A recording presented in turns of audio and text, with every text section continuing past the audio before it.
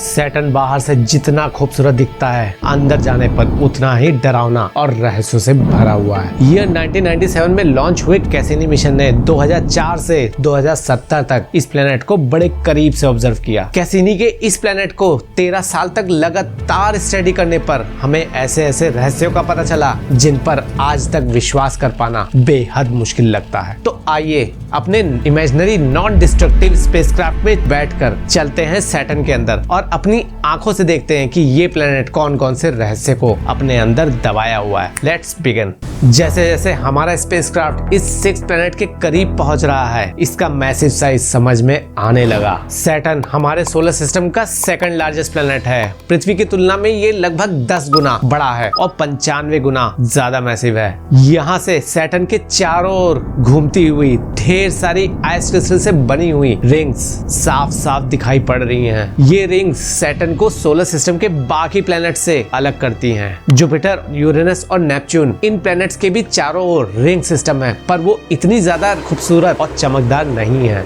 अब हम सैटर्न के इक्वेटर के पास इस उम्मीद से जा रहे हैं कि हमें ग्रेट व्हाइट स्पॉट दिख जाए। जैसे जुपिटर पे ग्रेट रेड स्पॉट है, वैसे ही सैटर्न पर बहुत बड़े तूफान की वजह से ग्रेट व्हाइट स्पॉट बनते हैं। सैटर्न का ग्रेट व्हाइट स्पॉट जुपिटर की तुलना में काफी ब्राइट होता है, इतना कि इसे पृथ्वी पे बैठे ही टेलीस्कोप की मदद से देखा जा सकता है। ग्रेट व्हाइट स्पॉट बनने के कुछ महीनों के बाद ही ये गायब हो जाता है और वापस सैटर्न के न्यू ईयर में दिखाई पड़ता है। लेकिन फ्रेंड्स, सैटर्न का एक साल लगभग अर्थ के 30 साल के बराबर होता है। इसका मतलब ग्रेट व्हाइट स्पॉट हमें 30 साल में बस एक बार ही दिखाई पड़ता है। लास्ट टाइम इसे 2010 में देखा गया था। इसका मतलब अब ये 2040 से पहले दिखाई नहीं पड़ेगा। सैटर्न के इक्वेटर पे हमें पृथ्वी से हल्का महसूस हो रहा है। ऐसा कैसे? क्या सैटर्न पे ग्रेविटी अर्थ से कम है? इसका जवाब हम पोल्स के पास जाके पता करेंगे। तो आइए पोल्स की तरफ चलते हैं। ये क्या? नॉर्थ पोल पे हमें एक गाढ़े रंग का हेक्सागन पैटर्न दिख रहा है जो साइज में इतना बड़ा है कि उसके अंदर हमारी पृथ्वी आराम से फिट हो जाए। फ्रेंड्स, असल में ये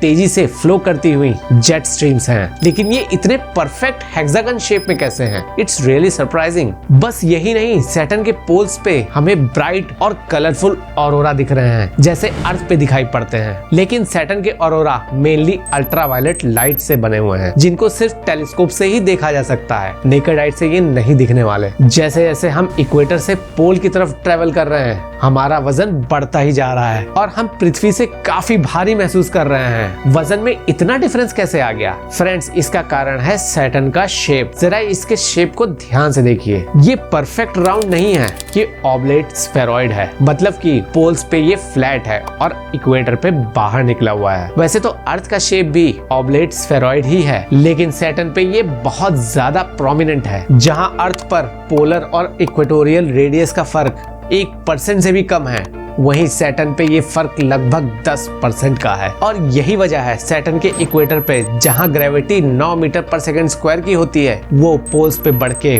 12 मीटर पर सेकंड स्क्वायर हो जाती है। सैटर्न का शेप इतना ड्रास्टिक इसलिए है क्योंकि ये जुपिटर के बाद सबसे तेज घूमने वाला प्लेनेट है। अब आइए सैटर्न के अंदर घुसते हैं। सैटर्न के अंदर घुसते ही हमें समझ में आ जाता है कि ये प्लेनेट मटमैला क्यों दिखता है।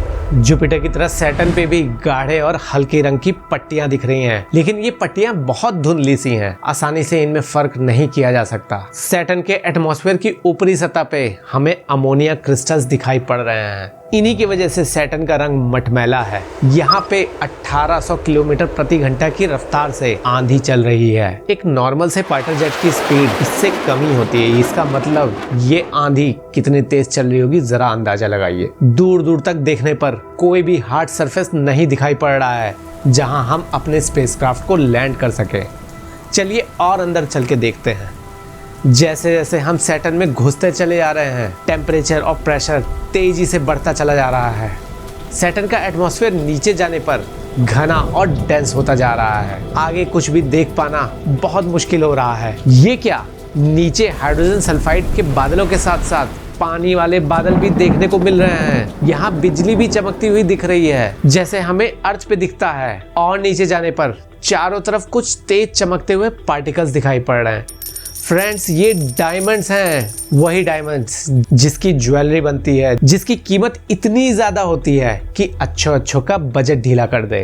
और यहाँ ये चारों तरफ ऐसे ही हवा में पड़े हुए हैं। दोस्तों ये पॉसिबल हो पाया है टेम्परेचर और प्रेशर की वजह से, जिसने कार्बन एलिमेंट को इतने लंबे समय में हीरे में बदल दिया है। खैर, अपनी लालच को मन में दबाकर आइए आगे बढ़ते हैं। सैटर्न में लगभग 1000 किलोमीटर अंदर जाने पर गैस धीरे धीरे छट जाती है और चारों तरफ समुद्र दिखने लगता है। फ्रेंड्स, ये समुद्र पानी का नहीं है बल्कि लिक्विड हाइड्रोजन का समुद्र है। समुद्र के अंदर घुसने पर मेटेलिक हाइड्रोजन की एक मोटी सी परत हमें दिखाई पड़ रही है। सैटर्न का कोर अभी भी कहीं नहीं दिखाई पड़ रहा है, पर अनुमान है कि कोर डेंस और रॉकी होगा, लेकिन अभी इसकी पुष्टि नहीं हुई है। फ्रेंड्स, अगर हमारे पास ये इमेजिनरी नॉन डिस्ट्रक्टिव स्पेसक्राफ्ट नहीं होती तो सैटर्न में घुसने पर टेरेस्ट्रियल प्लैनेट्स की तरह हार्ड सरफेस ना होने की वजह से इसके अंदर हम गिरते ही जाते। टेम्परेचर प्रेशर इतना ज्यादा बढ़ जाता कि हमारी बॉडी कुछ ही सेकंड्स में क्रश हो जाती। जुपिटर और सैटर्न में काफी सिमिलरिटीज हैं, लेकिन 2016 में जब जूनो स्पेस प्रोब जुपिटर के पास पहुंचता है तो ऐसी ऐसी डिस्कवरीज सामने आती हैं जो इससे पहले नहीं देखी गई थी। अगर आप जुपिटर के इन रहस्यों के बारे में जानना चाहते हैं तो आपको जुपिटर के अंदर घुसना पड़ेगा। तैयार है घुसने के लिए तो इस पे क्लिक करिए।